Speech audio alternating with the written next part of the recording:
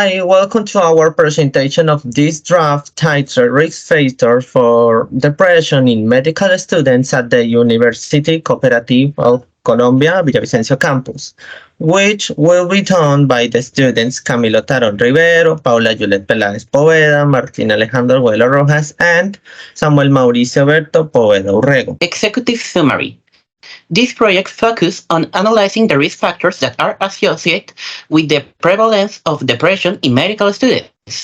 The methodology will cover data collection through the DAS-21 survey.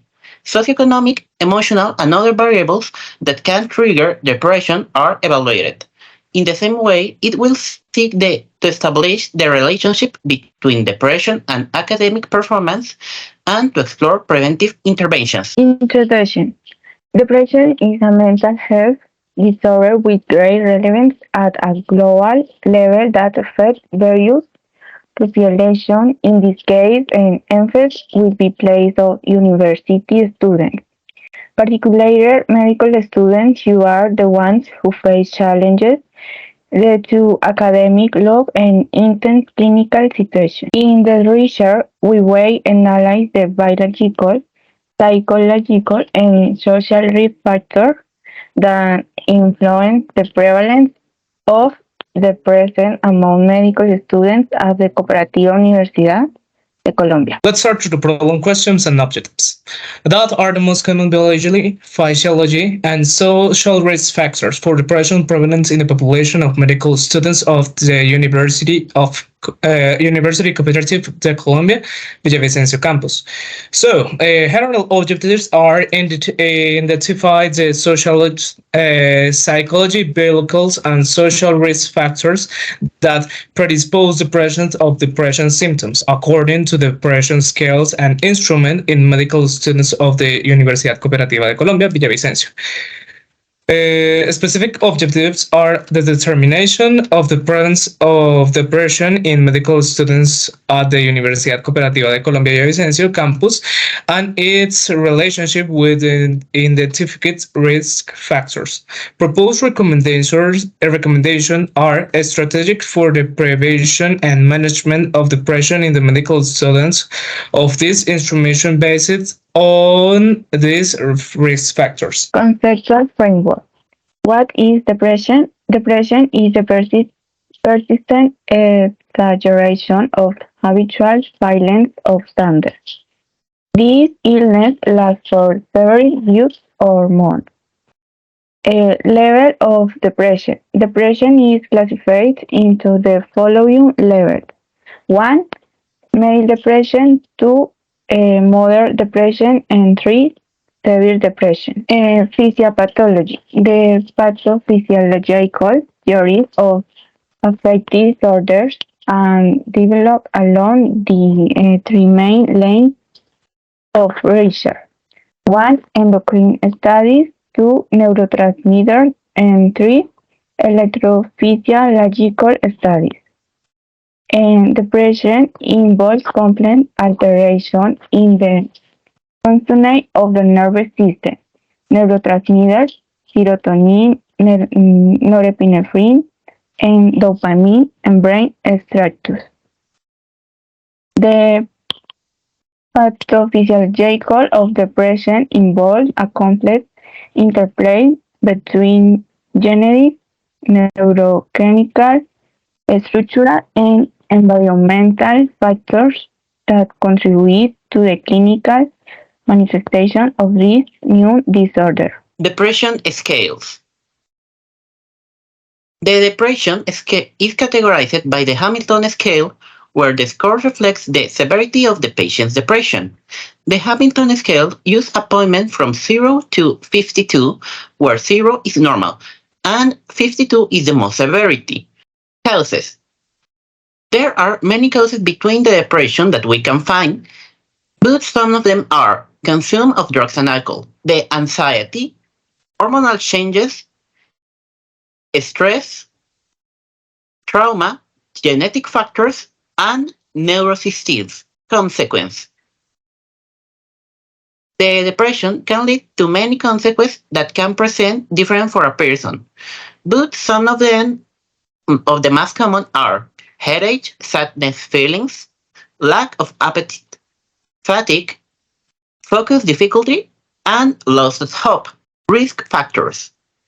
Depression may have multiple risk factors that can affect his development. One of them is that in the woman is more frequent due to the hormonal changes. Apart from that, other factors that are relevant are the genetic because it's more likely to suffer of it the more history of it is in the family. Also, some diseases can be involved in his appearance, like cancer or neurological diseases. Let's start to the epidemiology. According to the World Health Organization, the prevalence of depression in adult population of Colombia is about 4.7%. However, some studies carried out the country have reported higher prevalence up to the 19%. The prevalence of depression varies by study about sex, age, location, and the factor risk. Depression is more common in the women than in the men. In the WHO studies, the prevalence of depression in women was 5.1%, while in men it was 3.6%. Depression affects all age, but is the most common in middle-aged people. In the WHO studies, the prevalence of depression was highest in the people aged into 25 to the 44 years, about the 6.2%, followed with the peoples of the 45 to the 64 years, about the 5.4%. The prevalence of depression varies by location.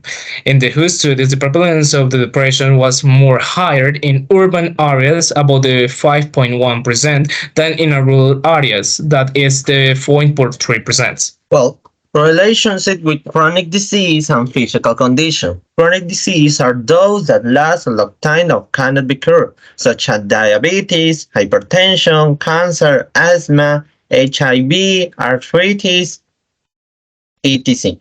This disease can affect the quality of life, self-esteem, work capacity, and social relationships of people who suffer from them. In addition, they can cause physical symptoms such as pain, fatigue, insomnia, loss of appetite, etc. that can interfere with emotional well-being. The relationship between physical fitness and chronic disease for depression is complex and bidirectional. That is, one of the hand, depression can increase the risk of developing or worsening a chronic disease. And on the other hand, a chronic disease can increase the risk of developing or worsening depression. Instruments that measure depression. There are two. The first, clinical. Clinical instruments are administered by a mental health professional, such as a psychologist or psychiatrist. These instruments are usually more complete and detailed than self-administered ones, and allow for the absence of a broader range of depressive symptoms. Some examples are Hamilton Scale of Depression, Montgomery-Åsberg Depression Scale, and Beck Depression Questionnaire. In second, self-administered. Self-administered instruments are administered by the patient themselves, without the intervention of a mental health professional. These instruments are easier to use and administer than clinical ones, and can be used to screen for depression in general population. Some examples are Patient Health Questionnaire 9, Beck Depression Inventory 2, Sun Depression Scale, and Depression Anxiety and Stress Scales, or BEAR, or itself-21. Okay, let's continue with the state of the art. In Colombia, there's several studies that have investigated the prevalence, risk factors, and the treatment of depression. One of these studies, published in Colombia's Journal of the Psychiatry, found that the prevalence of depression in patients attending primary care centers in Bogota is about 12.7%. Another study published in the Revista de Salud Bosque found that the prevalence of depression in the general population of Envigado is about 7.5%. There's studies suggest that depression is an important public health problem in Colombia. However, there are also studies that have showed that depression is a treatment condition. A study published in the journal ResearchGate found that the cognitive behavior therapy, another name that the CBT, is an executive treatment of depression in Colombia. Well, by the methodology or data collection, a virtual survey will be carried out through Microsoft Forms to facilitate data collection and so that the survey can be carried out in a more comfortable way for the respondent. This platform not only allows the survey to feel more individualized, wondering the privacy of the respondent, but also allows rapid and effective collection and analysis with respect to the results to be obtained. In that, this is affected by the DAS-21. It's a self-report instrument consisting of 21 items that assess the presence of a symptoms of depression, anxiety, and stress. Each item is answered on a scale from 0 to 3 when 0 means never and 3 means almost always. In that, the DAS-21 survey is a useful tool for screening and assessing mental health symptoms. It is very easy to administer and interpret it and can be used by people of all ages. DAS-21 survey scores can be interpreted according to the following criteria. And first, depression into 5 and 6, mild depression. 7 to 10, moderate depression, and 11 and 13, severe depression.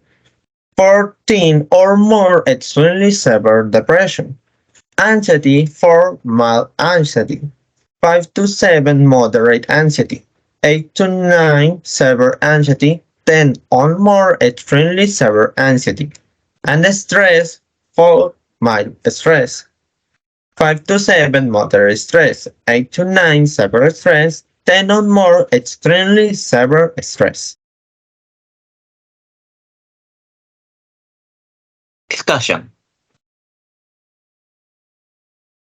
Well, let's start with possible results. Some possible results that could be obtained from the proposed survey are: so, let's start with the prevalence of depression symptoms are associated risk factors. In the prevalence of depression symptoms, the DAS-21 survey allowed determination to the percent and the severity of depression symptoms in the same. The general prevalence of mild, moderate, and severe depression in studies could be obtained. For and another conclusion have the associated risk factors. By correlation, depression is scored with the sociodemographic variables such as gender, age, socioeconomic stratum, and the academic semester group, and the higher risk can be identified. For examples, women tended to have higher prevalence of depression that we could see in the epidemiology. Some other possible results are the academic stress and anxiety as a risk factor. The academic stress, the questions on the scale referring to stress will allow us to explore the contribution of academic stress to some depressive symptoms. It is likely that the greater the academic stress, the higher of the depression scores are. For our side, we have the anxiety as a risk factor. Anxiety scores will also correlate with depression, given that anxiety frequently precedes depressive symptoms, such as headache or lack of focus. Some possible results that could be obtained from the proposed survey are: intervention proposal.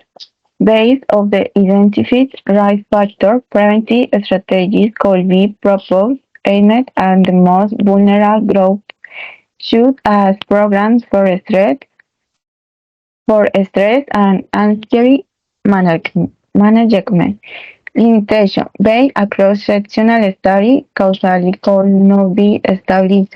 The users confront self-report, which has potential basis. In summary, the survey will allow us to characterize the presence of depression in this population and explore possible contributing factors, providing useful information for the design of the prevention and management strategies.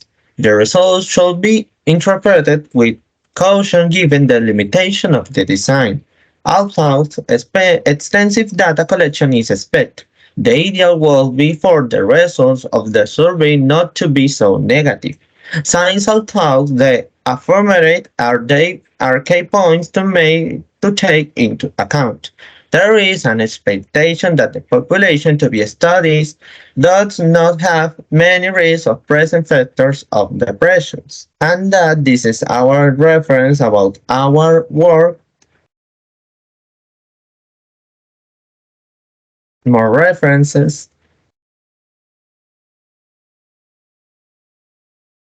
And then, thank you for your time. Bye.